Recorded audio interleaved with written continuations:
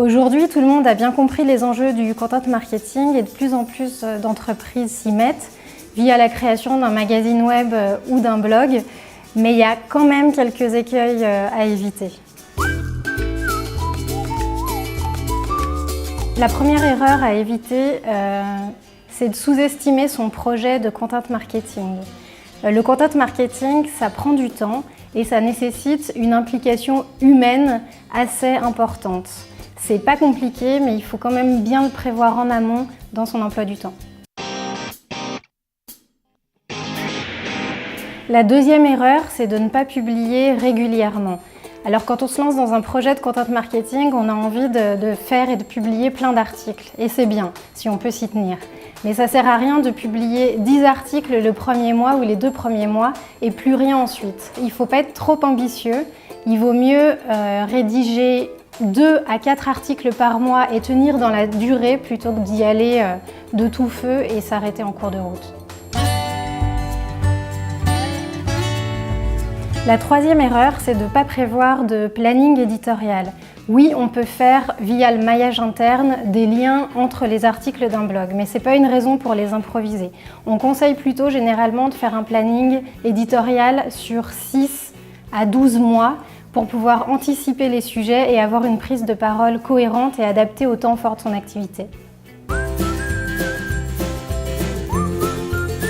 Quatrième erreur, c'est de ne parler que de vous. La différence entre le marketing direct et le content marketing, c'est que dans un cas, vous allez chercher les prospects en leur disant que vous êtes les meilleurs, et dans le content marketing, vous ne leur dites pas que vous êtes les meilleurs, vous ne parlez pas de vous, mais vous le montrez et vous attendez comme cela qu'ils viennent à vous.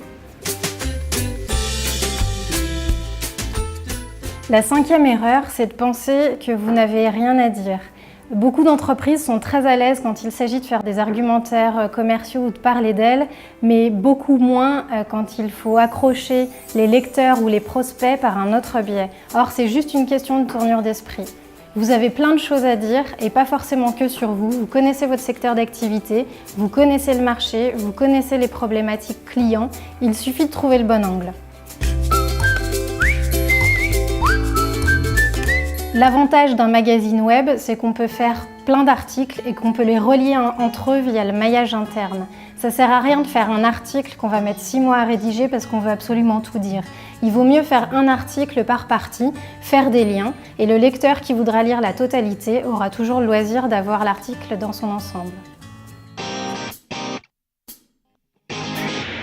La septième erreur, c'est de vouloir des résultats immédiats. Oui, l'inbound marketing, ça prend un peu de temps. Mais si on produit des contenus de qualité et experts, les contacts et les prospects viendront dans tous les cas.